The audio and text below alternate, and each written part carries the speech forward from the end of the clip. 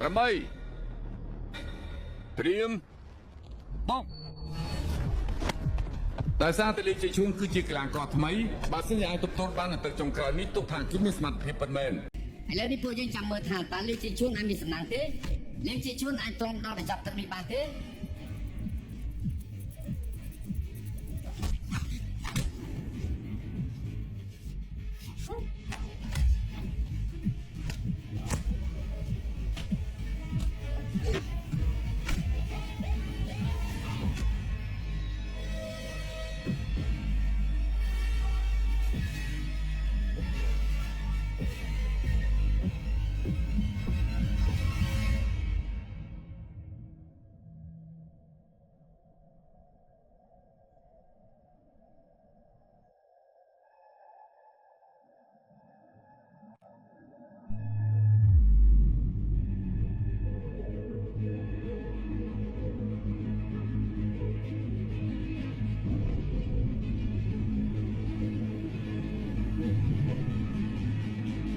បើសិនជាឯងអាចធ្វើដូចជាស្មៅ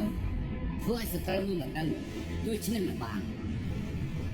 ហើយប្រាក់អាកម្លាំងនៅពីក្រៅឯងនឹងអាចទទួលគេបានហើយ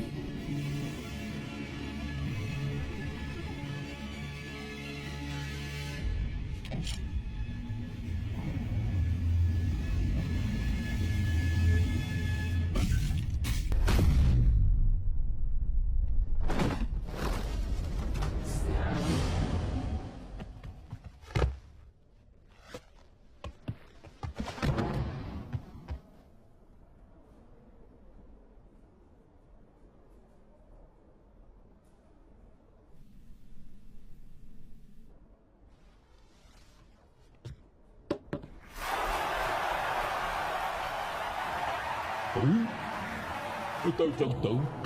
ui không sợ gì tạo មិនគួរជឿសោះនេះវត្តកន្ទុយរបស់លេខជាជួនបានធ្វើឲ្យគូប្រកួតស្លាប់ភើបនេះរួចតែម្ដងអើយអរគុណព្រះជាម្ចាស់នៅក្នុងវិស័យប្រដាល់គឺអញ្ចឹងឯងបើសិនជាមិនតន់ចាប់ទឹកមិនប្រកាសថាចាញ់នោះទេ លា